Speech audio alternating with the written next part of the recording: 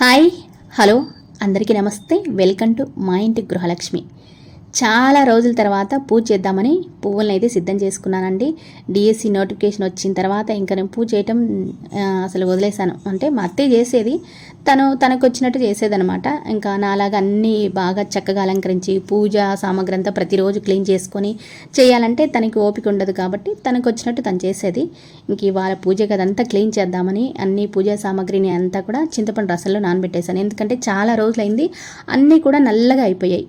చింతపండు రసంలో నానబెట్టేస్తే మనం వీటిని తెల్లగా కడగటానికి ఈజీగా ఉంటుందన్నమాట. ఒక 15 మినిట్స్ అయితే అందులో నానబెట్టిన తర్వాత ఇదిగో ప్లేటు మనకి 50% తెల్లగా అయితే వచ్చేసింది. ఇంకా కొంచెం పీతాంబరం వేసేసి మనం రుద్దితే కనుక ఇంకా రాగి ఇత్తడి ఈ సామాగ్రి అనేది తెల్లగా వస్తాయి. చాలా రోజులు అయిన తర్వాత ఇలా కడుక్కుంటే బెటర్ అండి. అంటే నల్లగా అయింటాయి కదా, ఎక్కువ శ్రమపడి మనం ఎక్కువ రుద్దకుండా పీతాంబరం కూడా ఎక్కువ అవసరం ఉండదు. కొంచెం వేడి నీళ్ళల్లో చింతపండు ఉడికించైనా లేదా డైరెక్ట్ చింతపండు నీళ్ళల్లో అయినా సామాగ్రి అంతా నానబెట్టేసి ఇలా క్లీన్ చేసుకుంటే కనుక తెల్లగా వచ్చేస్తాయి. చూడండి, ఒక్కసారి అలా కొంచెం పీతాంబరం, అసలు ఎక్కువ పీతాంబరం కూడా అవసరం లేదు, తెల్లగా వచ్చేసింది రాగి ప్లేటు. ఎన్ని రోజులైంది, దాదాపు నెల రోజులైంది ఈ ప్లేట్ కడగక. అయినప్పటికీ ఎంత తెల్లగా వచ్చేసిందో చూడండి. ఇంకా ఇత్తడి సామాగ్రి కూడా అంతే అండి. ఇత్తడి వాటికంటే మనం ఎక్కువగా కష్టపడాల్సిన అవసరం లేదు. రాగినే ఎక్కువగా త్వరగా అసలు గాలి తగిలితే నల్లగవుతుంది. ఇత్తడి అయితే ఏమంతగా నల్లగా కావు, కానీ కొంచెం కలర్ అయితే మారుతాయి కదా, షైనింగ్ తగ్గుతాయి. ఇలా మనం చింతపండు రసంలో నానబెట్టేసి కొద్దిగా పీతాంబరం వేసి కడిగామంటే ఇలా షైనీగా మళ్ళీ కొత్త వాటిలాగా వస్తాయి. ఎక్కువ కష్టపడి రుద్దాల్సిన పని కూడా లేదు. చింతపండు రసంలో నానబెట్టేసి కడిగేస్తే కనుక ఎక్కువ శ్రమ పడకుండానే ఈజీగా మనకి ఇలా తెల్లగా అయితే వస్తాయి. నాకైతే ఏ పని చేసినా శ్రద్ధగా ఇలా ఉండేలాగా చేసుకోవడం ఇష్టం. ఇంకా వెండి అయితే చాలా నల్లగా అయిపోయినాయి. కామాక్షి దీపాలు అయితే చాలా నల్లగా అయిపోయినాయి. ఇంకా సిల్వర్ డిప్ ఉంటుంది కదా, ఆ సిల్వర్ డిప్లో ఒక్కసారి వేసేసి మనం డిప్ చేస్తే సిల్వర్వి ఇలా తెల్లగా వస్తాయండి వెండి సామాగ్రి. ఇంకా కష్టపడకుండా అలా ఈజీగా అయితే కడిగేశాను. ఇంకా పూజ గదంతా కూడా క్లీన్ చేసి దేవుని పటాలు కూడా శుభ్రం చేసి అలా లైన్గా పెట్టేశాను. ఇంకా గంధం కుంకుమ బొట్లు పెట్టాలి. పూజా సామాగ్రి వెండి ఇత్తడి రాగి ఉంటాయి కదా, అవన్నీ కడిగిన తర్వాత మనం అలాగే డైరెక్ట్ యూజ్ చేయకుండా బాగా కాటన్ క్లాత్ ఉంటుంది కదా, పొడి క్లాత్, ఆ పొడి క్లాత్ చక్కగా తుడిచి ఎండలో కనుక కొద్దిసేపు పెడితే అసలు ఎలాంటి మచ్చలు లేకుండా షైనీగా కొత్త వాటిలాగా అవుతాయి. ఇంకా ఇప్పుడైతే గంధం కుంకుమ బొట్లు పెట్టుకోవడానికి గంధం అయితే సిద్ధం చేసుకుంటున్నాను. గంధంలో కూడా కొద్దిగా రోజ్ వాటర్ అయితే వేసి కలుపుకుంటాను. ఎప్పుడూ ఇంకా రోజ్ వాటర్ లేని సందర్భంలో అయితే నార్మల్ వాటర్ వేసి కలుపుకుంటాను. రోజ్ వాటర్లో కలిపి పెట్టుకుంటే కనుక చాలా రోజులు మనకి ఆ పొడిగా రాలిపోకుండా చాలా రోజులు అయితే ఉంటుంది. పెట్టడానికి కూడా చక్కగా అయితే వస్తుందండి. వాటర్ కన్నా రోజ్ వాటర్ అయితే మంచిది. నేనైతే ఇంకా అలానే చేస్తాను. కామాక్షమ్మ దీపాన్ని అలంకరించి చాలా రోజులైందనమాట. ఇంకా ఇవాళ ఫస్ట్ టైం మళ్ళీ అలంకరిస్తున్నాను నెల రోజుల తర్వాత. ప్రతిరోజు ఒక్కసారి దండం పెట్టుకునేటప్పుడు అమ్మవారికి క్షమాపణ చెప్పిపోయేదాన్ని. ఇంతకుముందు చక్కగా తెల్లగా 2-3 రోజులకు ఒకసారి అమ్మవారిని నీట్గా కడిగి అలంకరించుకునేదాన్ని. ఇంకా ఇప్పుడు నాకు టైం లేక ఇలా జరుగుతుందనని ఒకసారి అమ్మవారికి చెప్పి దండం పెట్టుకొని పోయేదానమాట. మళ్ళీ నాకు టైం వస్తే నేను ప్రతిరోజు నిన్ను చక్కగా అలంకరిస్తానమ్మా, పువ్వులతోటి మంచిగా చక్కగా పూజ చేస్తానని అలా దండం పెట్టుకొని పోయేదానమాట. ఇంకా అలా చెప్పటం ఏంటి అంటే, ఒకసారి గరికపాటి వారు ఒక వీడియోలో చెప్తారు, వినింటారు చాలామంది, నేను కూడా విన్నాను. మనం ప్రతిరోజు మన తల్లిదండ్రులతో మన విషయాలన్నీ, అంటే మనకి కష్టాలున్నా నష్టాలున్నా ఏమున్నా తల్లిదండ్రులకు చెప్పినా చెప్పకపోయినా మన ఇంట్లో ఉండే అమ్మవారితో చెప్పాలి అని ఒకసారి ప్రవచనాలలో చెప్పాడనమాట. నేను విన్నాను, చాలామంది వినే ఉంటారు. అందుకని ఆ విషయాన్ని ఇక్కడ తెలియజేస్తున్నాను అనమాట. ప్రతిరోజు కూడా నేను పూజ గదిలోకి వెళ్తే ఒకసారి అమ్మవారిని నార్మల్గా మనం మనుషులతో ఎలా మాట్లాడతామో అలా అయితే అమ్మవారిని పలకరించి వస్తానన్నమాట. ఉన్న కష్టాలు నష్టాలు ఏవైనా చెప్పుకొని దండం పెట్టుకొని వస్తాను. అలా ప్రతిరోజు అమ్మవారికి ఒకసారి చెప్పొచ్చేదనమాట, క్షమాపణ చెప్పొచ్చేదాన్ని, ముఖ్యంగా దండం పెట్టుకొని. నాకు మళ్ళీ టైం వస్తే ఇంకా చక్కగా మళ్ళీ కలకల్లాడేలాగా అలంకరిస్తానమ్మా అని ఇంకా మళ్ళీ ఇవాళ పూజా గదిని అయితే కలకల్లాడేలాగా అలంకరించుకుంటున్నాను. బొట్లు పెట్టడం కూడా గుండ్రంగా పెట్టుకుంటాను. మా అత్తయ్య అనిందనమాట, నువ్వైతే రౌండ్గా గుండ్రంగా పెట్టుకుంటావు, నేను పెట్టలేకపోయానని శివరాత్రి రోజు పటాలు తుడిచి బొట్లు పెట్టినప్పుడు అనిందనమాట. నాకు అసలు అన్నీ కొత్తగా ఉన్నాయి, ఇప్పుడు చేయాలంటే ఇంకా నాకు వచ్చినట్టు అయితే చేస్తున్నానంటే, సరేలే అత్తయ్య నీకు వచ్చినట్టు నువ్వు చేసేయి, ఇంకా తర్వాత నాకు టైం ఉన్నప్పుడు నేను చేసుకుంటానని చెప్పేశాను. మా అత్తయ్య అనిందనమాట, ఇలా నువ్వైతే ఇంత చక్కగా గుండ్రంగా పెట్టుకుంటావు బొట్టు అమ్మవార్ల పటాలకు కానీ విగ్రహాలకు కానీ, నాకైతే అలా రావట్లేదు అనిందనమాట. నేను ఫస్ట్ నుంచి కూడా ఏ పని చేసినా ఆ పని నీట్‌గా, శుభ్రంగా చేయటం నాకు ఇంట్రెస్ట్‌గా అలా చేస్తాను. పటాలకి బొట్లు కూడా కళ్ళ మీదకి అలా వెళ్ళకుండా రౌండ్‌గా మనం ఎంత రౌండ్‌గా పెట్టుకుంటామో దేవుని పటాలకు కూడా అంత రౌండ్‌గా పెట్టాలని నేను అనుకుంటాననమాట. అలానే పెట్టేస్తాను. ఇంకా అన్నీ కూడా ఇదిగో నీట్‌గా, శుభ్రంగా పువ్వుల్ని అలంకరించాను. ఇంకా ఇక్కడికే లేట్ అయిందనమాట. అందుకని ఇంకా ముగ్గులైతే ఇవ్వలేదు. చక్కగా ఇంతకుముందు ముగ్గులేసి బాగా అలంకరించుకొని చక్కగా లాగా ఉంచుకునేదాన్ని పూజా గదిని. ఇంక ఇవాల్టికి ఇంతవరకు చేశాననమాట పూజని. మనకి ఇంట్లో ఇలా ఉదయాన్నే పూజ చేసి పూజ గది కలకల్లాడుతూ ఉంటే అసలు మైండ్ అంతా కూడా పాజిటివ్గా ఉంటుంది కదా. చాలా రోజులు అయిపోయిన తర్వాత మళ్ళీ ఇలా ఇంట్లో పూజ గది కలకల్లాడేలాగా అయితే ఇవాళ పూజ చేసుకున్నాను. ఇంకా ఇవాళ నుంచి డైలీ ఇలానే ఇంకా పూజ అయితే చేసుకుంటాను. మళ్ళీ ఎప్పుడు నోటిఫికేషన్ వచ్చేదాకా మళ్ళీ ఏమైనా హడావుడి ఉంటే అప్పుడు ఇంకా మళ్ళీ మా అత్తయ్య గొప్ప చెప్పేస్తాను పనులు. ఇంకా కిచెన్లోకి అయితే వచ్చానండి. కిచెన్లో కూడా అసలు అన్నీ దుమ్ము పట్టిపోయాయి. ఇల్లంతా కూడా దుమ్ము పట్టిపోయింది ఈ మధ్య అయితే. ఇంకా కొంచెం కొంచెం పండక్కి క్లీన్ చేసుకుంటూ అలా అయితే పనులు చేసుకోవాలి. ఇంకా లేట్ అయింది. ఇప్పటికీ అసలు టైం 11 అయిందనమాట. ఇంకా ఉప్మా అయితే చేస్తున్నాను. ఇంక ఇప్పటిదాకా టిఫిన్ చేయలేదంటే ఇంక ఇప్పటిదాకా కూడా తినేవాళ్ళు ఎవరు లేరనమాట ఇంట్లో. మా అబ్బాయి లేట్గా తింటాడు. నేనేం ఎప్పుడు తింటున్నానో నాకే అర్థం కాలేదు. ఈ మధ్య అయితే మధ్యాహ్నం 12, 1 గంటకి తింటున్నాను. ఇంకా మా అత్తయ్య మా మామయ్య అంటే ఉదయాన్నే రాగి జావ తాగుతారు. వాళ్ళు ఒక పెద్ద గ్లాసుడు రాగి జావ తాగితే వాళ్ళు మళ్ళీ 12 గంటల వరకు అసలు తినాలనుకోరనమాట. ఉదయాన్నే కొంచెం మజ్జిగ కానీ లేదంటే ఒక స్పూన్ పెరుగు కానీ వేసుకొని ఒక పెద్ద గ్లాసులో రాగి జావ తాగుతారు. అందుకని వాళ్ళు కూడా టిఫిన్ లేట్గా తింటారు. నేను చేసేంతవరకు ఉంటారు. నేను కొంచెం లేట్గానే చేస్తాను టిఫిన్.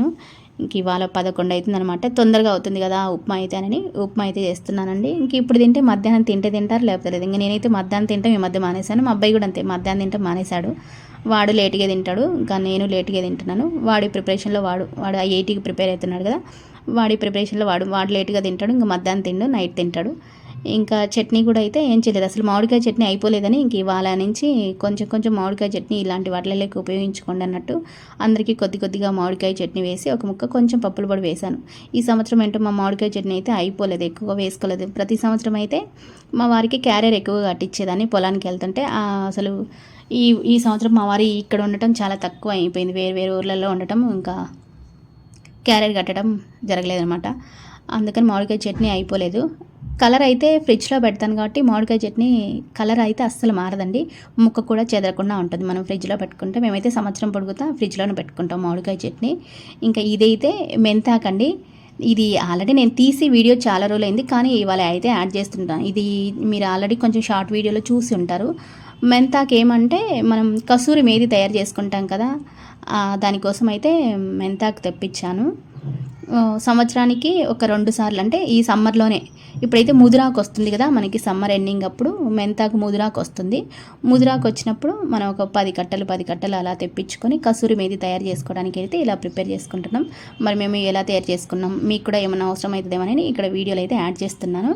ఈ వీడియోని చాలా రోజులకి షేర్ చేద్దామని తీశాను, కానీ ఇంకా టైం కుదరలేదు. మనం ముదురాకు అంటారు కదా, ముదురాకు తెచ్చుకొని చక్కగా వేర్లన్నీ కట్ చేసుకొని, కొంతమంది ఆకులే తీసుకుంటారు. మేమైతే ఆ కాడలతో కూడా తీసుకుంటాము. సగం వరకు అయితే కట్ చేస్తుంది చూడండి మా అత్తయ్య. అంటే వేర్లు ఉండే సైడు కొంచెం వేర్ల కంటే పైగా కట్ చేస్తుంది. కట్ చేసి ఇంకా ఏమన్నా గడ్డి పీచు ఏమన్నా ఆకులలో పురుగులు అలాంటివి ఏమన్నా ఉన్నాయో మొత్తం చూసుకొని మనం నీట్గా తయారు చేసుకొని, ఇందులో ఇంకా కలుపు మొక్కలు అలాంటివి కట్టలలో వస్తుంటాయి కదా, అవన్నీ ఏమన్నా ఉంటే చక్కగా గ్రేడింగ్ చేసుకొని కట్ చేసుకొని ఇలా ఒక బేసిన్లో అయితే వేసుకుంటున్నాము. తర్వాత చాలామంది కసూరి మేతి అంటే బయట కొనుక్కొచ్చుకుంటుంటారు. బయట కొనుక్కొచ్చుకునే కల్తీగులు కూడా ఉండొచ్చు కదా. నేనైతే ఎక్కువగా పసుపు కానీ కారం కానీ ఇలాంటివి ఏవైనా కానీ ఇంట్లోనే తయారు చేసుకుంటాను. నాకు కొంచెం బయటివి ఏవన్నా కల్తీ ఉంటాయి కదా, మనం ఇప్పుడంతా కల్తీ యుగంలోనే బతుకుతున్నాం అనమాట. ప్రతిదీ కెమికల్ యుగంలోనే బతుకుతున్నాము. ఇంకా ఇవి కూడా కెమికల్తో వేసి పండించింటారు కదా, అంటే ఇంకా తప్పదు. ఇంకా ప్రతిదీ అంటే మనం ఓన్గా పండించుకోవాలంటే కుదరదు కదా. కొన్ని అయినా మనం మార్పు చేసుకుంటూ ఉండాలి కదా. అందుకని సాధ్యమైనంత వరకు పసుపు కారము ఇంకా ఇలాంటివి తయారు చేసుకుని ఏవైనా వీలున్నంత వరకు ఇంట్లోనే తయారు చేసుకుంటాను. చక్కగా కట్ చేసిన తర్వాత ఒక 2-3 సార్లు ఇలా అయితే కొంచెం సాల్ట్ వేసి ఆ సాల్ట్ వాటర్లో ఇలా కడిగి ఒక బేసిన్లోకి వేస్తే ఆ నీళ్ళన్నీ ఒడిసిపోతాయి.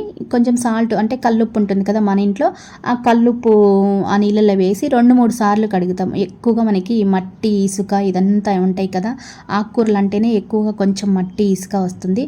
అందుకని 2-3 సార్లు ఇలా అయితే మా అత్తయ్య కడుగుతుంది. నేను దాదాపుగా ఇలాంటివి ఏవి చేయాలన్నా కొంచెం హెల్ప్ అయితే చేస్తాను, కానీ ఆవిడ పెద్దవాడు కదా, ఆమెకి ఎక్స్పీరియన్స్ కాబట్టి అన్నీ తెలుస్తాయి.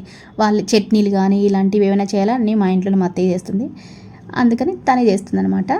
ఇంకా మనం నీట్గా కడిగిన తర్వాత ఇలా ఏదైనా స్ట్రైనర్ ఉంటుంది కదా అందులో వేసి తర్వాత ఒక కాటన్ క్లాత్లో ఇలా ఒక మూట కట్టి పెట్టామనుకో అదంతా ఫ్రెష్గా అవుతుంది. ఆకుకూరలు అంతే కదా మనం కడిగి మామూలుగా మనం ఇంట్లోకి ఒక కట్ట 2 కట్టలు ఏమన్నా కర్రీ కానీ పప్పులోకి పెట్టుకోవాలంటే కడిగి గిన్నెలో పెట్టి మూత పెడితే మళ్ళీ ఫ్రెష్గా అవుతుంది. కానీ ఇది చాలా ఉంది కదా, అందుకని ఇలా కాటన్ క్లాత్లో మూట కట్టి అలా పక్కకైతే పెట్టామండి. అర్ధగంట కల్లా మొత్తం ఆకల్లా మంచి ఫ్రెష్గా అప్పుడే మనం తెంచినట్టుగా అయితే మళ్ళీ ఫ్రెష్గా అయింది.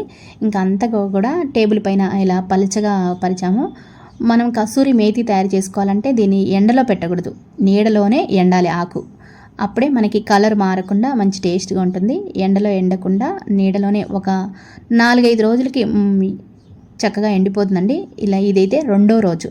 ప్రతిరోజు కూడా ఒక 4-5 సార్లు మనం అలా ఆకుని కదిలిస్తూ ఉండాలి. ఏమన్నా ఎక్కడన్నా తేమ ఉన్నా కానీ ఆ తేమ అనేది పోతుంది కదా, అటు కిందిది పైకి పైది కిందికి అలా కదిలిస్తూ 4-5 సార్లు అలా ఇంట్లోనే మనం ఎండబెట్టుకుంటే కనుక 4-5 రోజులకి ఎండిపోతుంది. ఏ కర్రీ చేసుకున్నా పప్పు చేసుకున్నా అయితే టేస్ట్ చాలా బాగుంటుంది వేసుకుంటే కొద్దిగా. ఇదిగోండి ఇదైతే 3వ రోజు. రోజు రోజుకి కొద్దిగా కలర్ మారుతూ పొడి పొడిగా అవుతూ ఉంటుందన్నమాట. ప్రతిరోజు మనం 2-3 సార్లు ఒకసారి అలా చూసుకుంటూ ఉండాలి. అంటే చూసుకుంటూ ఉండాలంటే చూస్తూ ఉండమని కాదు, అప్పుడప్పుడు ఆకులు ఎక్కడ పలసగా ఉన్నాయి ఎక్కడ తిక్కుగా ఉన్నాయి కొంచెం పలసగా అటు ఇటు కదిలిస్తూ ఉండాలన్నమాట ఆకుని.